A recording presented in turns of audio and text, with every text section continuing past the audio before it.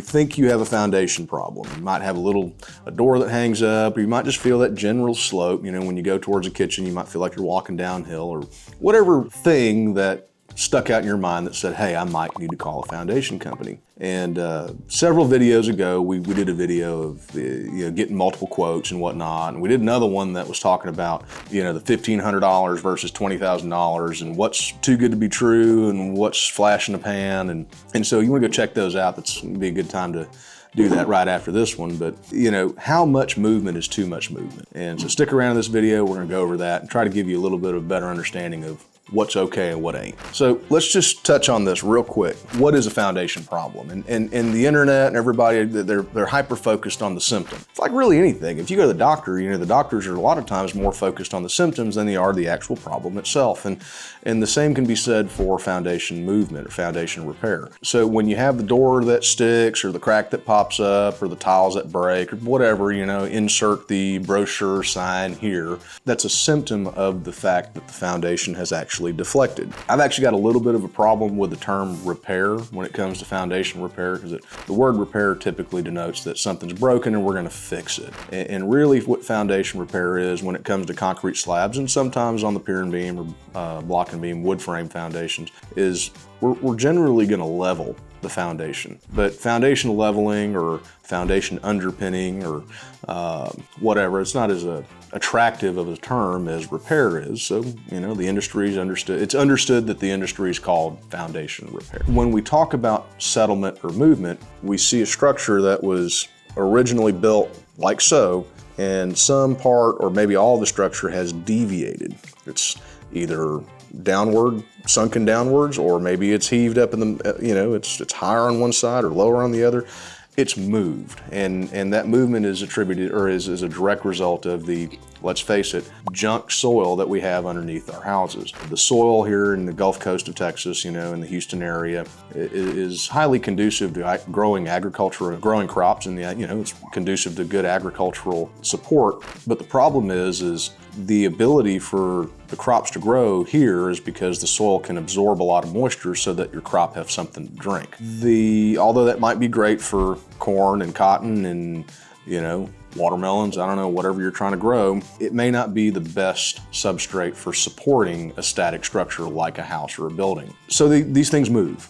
And seasonal ebb and flow kind of movement is normal. But this video is about how much is too much, right? Legal limit to drinking and driving is 0.08, right? So what is the breathalyzer limit for your foundation? And I think that's kind of, it's a tough thing to just give you a benchmark. The general rule that I hear a lot of home inspectors and realtors say is somewhere between 1 and 2 inches, right? And I think that's just a carte blanche kind of boilerplate sort of thing, just to say, hey, if the house is within an inch, it's all right.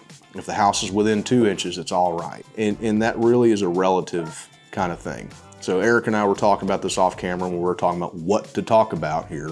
And I'll give you an example. My house has got 1 3/4 inches worth of deflection over like 12 feet, which the book would tell us is too much. But if I take a tape measure on one side of the room and measure the ceiling, it's like 96 inches, 8-foot ceilings. Not fancy like some of y'all with your 10-foot ceilings. I got regular common folk 8-foot ceilings. And I go all the way over to the other side of the room, which is about 12 foot away, and I measure from the floor to the ceiling. It's like 98 1/4 or 98 1/2, whatever it is. So what that tells me is the slab guys poured it crooked, and the framers came in and framed the house up right on it.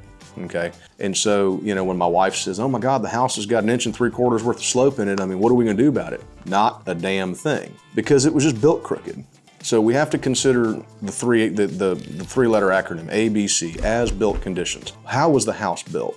I went and looked at one in Katy, I think. I forget, it was 3 or 4 days ago. It was this week. And I showed up, the house is 3.5 inches off from front to back. Just like that. And every foundation repair guy that walked into that house looked at it and, oh yeah, you need a bunch of pilings here, you need a bunch of pilings here, you need interior pilings here, you need this, that, all this stuff. So I'm standing in this house that's 3.5 inches off, and of course me as a foundation repair contractor, it's ingrained in us that, hey, we need to level that, right? That's beyond acceptable tolerances, no matter how you cut it. Yes, you would be true, and that would be true if you looked at just the numbers, right? And so when we look at the numbers, yeah, 3.5 inches over 40 or 50 foot span, yeah, that would certainly be outside of what we consider acceptable tolerance. And yeah, so my knee-jerk reaction is, oh, we need to raise all this. But as I kind of walked around and looked, every door in the house worked. There wasn't but a couple of tape seams in the sheetrock that had popped. And I started kind of looking around going, I don't think this thing moved. And so I went to the car, went and got a 4-foot level out, and I set it on the brick, the bricks, kind of held it one side, held it the other side, made sure it was sitting flush on, some of the bricks. And man, when I looked at the center of that level, it was perfect. So what that tells me is I highly doubt that the brick guy built the house he put the bricks up 3 inches out of square, and then the house settled 3 inches out of square to make the bricks perfectly even again. And so that was a clue to me that, hey, this thing probably hasn't moved much, if anything at all. And yeah, as a contractor, you're a little disappointed when you go run into those because you're looking for that nice $50,000 job. Who didn't like writing one of those up and going to work and doing it? But the reality of the matter was he was having trouble selling the house because every time the home inspector would come by, they'd go, oh, it's 3.5 inches off. You got to fix the foundation, and that was just not the case. So, how much is too much? What is the breathalyzer minimum, right? Let me just tell you, there's no good number. I can't tell you that it's 1 inch, 2 inch, 3 inch. I can't tell you that it needs to adhere to this particular formula. We got to consider the structure as a whole. Remember, these things were hand built however many years ago, and we don't know how it was built to begin with. And so like my house, it's 1 3/4 inches off over 10 or 11 or 12 feet. That's no bueno. When I look at the L over 240, L over 360, or even a 1% grade, which is 1 inch over 100 inches, I violate all of those principles. But if I go jack the left-hand side of my house up 1 3/4 inches, all I'm gonna do is booger up the framing, probably blow out the brick. I'm for sure gonna break the window on that side of the house. It's just not gonna be a good day. So, when we talk about the number itself, the arbitrary, hey, we need to be underneath this, there's no good answer. Now, as a rule, we like to look at L over 240 or L over 360. And what that is length divided by 240 or length divided by 360. And that gives you a tolerance value. So just to make the math easy, and so nobody goes to sleep thinking this is a college lecture, right? If we have 20 feet in inches is 240. If I have 30 feet in inches, that's 360 inches. So essentially, if I go 240 divided by 240 is going to equal 1. Or if I have 360 divided by 360, it's going to equal 1. So the L over 240 value that is typically found in your IRC or International Residential Code books, both IRC and IBC. So I haven't seen much difference between commercial and residential. That says you're allowed 1 inch of slope over 20 feet, which I think is a little steep, especially when we're talking about active deflection, but that's what you're allowed. The FPA rule, which is the Foundation Performance Association, they got a lot of really good white papers and documents and things that they put together.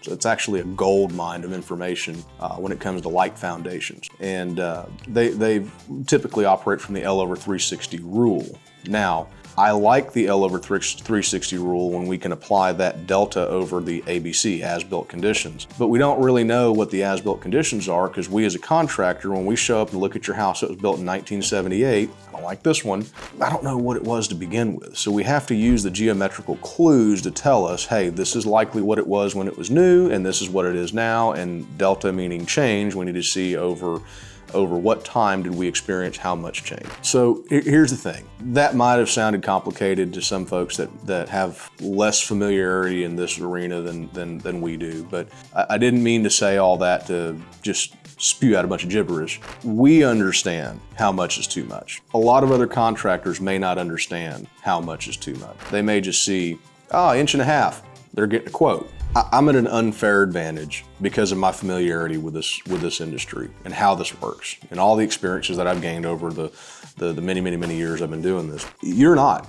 You don't have that advantage. You're a banker. You manage a Walmart. You do something other than what I do. It's like Eric behind the camera. I mean, he's talking to me about SEO this and backlinks and websites and algorithms. I was like, an algor who, what? And I mean, like, what did you call my mother? I don't know what the hell you're talking about. He's got his specialty, but when he wanders into my world, he's looking at me going, you got a crack in the wall, that's it. And that's what the vast majority of folks that we deal with or we talk to, that's where they are because their expertise is not my expertise. That's why you called us to come out and take a look. And so once again, you know, I'm at a little bit of I have a little bit of an unfair advantage just because of my familiarity with something. And, you know, I forget who said it, but, you know, they said, it's this famous quote, you know, the only thing to fear is fear itself. And you know, what we're typically afraid of is the most common fear is the fear of the unknown. And so I'm going to gripe a little bit about, you know, we did a video just a second ago about hustles in this industry. And one of the many hustles is the fact that, like Eric behind the camera there, and like you that's watching this video, you may not be as familiar with this as I am. And so we see it a lot of times where somebody goes in and goes, oh, you're an inch down. Big problem. It's a whole inch, 1.0.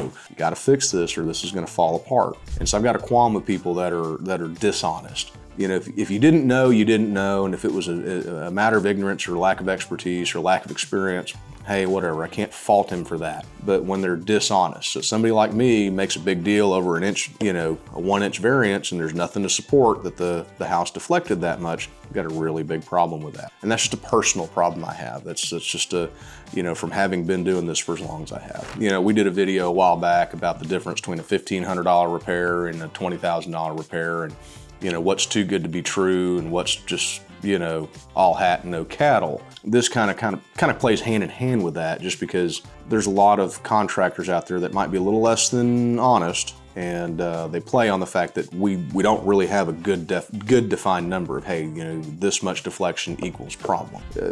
I'm just going to say it, and I'm going to try to do it in the least arrogant way possible. If you need a real, solid, honest opinion with people that are expertly trained and who are legitimate experts at deflection and determining whether it's deflection or an as-built condition, do yourself a favor, pick up the phone, go on the website, do whatever, get a hold of us at Cortec. We'd be happy to come out and take a look at the house and make heads or tails of it legitimately. So last thing, I want to thank everybody for watching these videos. It's pretty cool to see that this thing works. You know, I thought YouTube was for, you know, cute cat videos and, like, you know, lunchbox reviews, but evidently there's people looking at foundation repair stuff too. So I just want to say thanks to everybody that's clicked on our videos and given us a like or a share or stuck around till here. Thanks, everyone.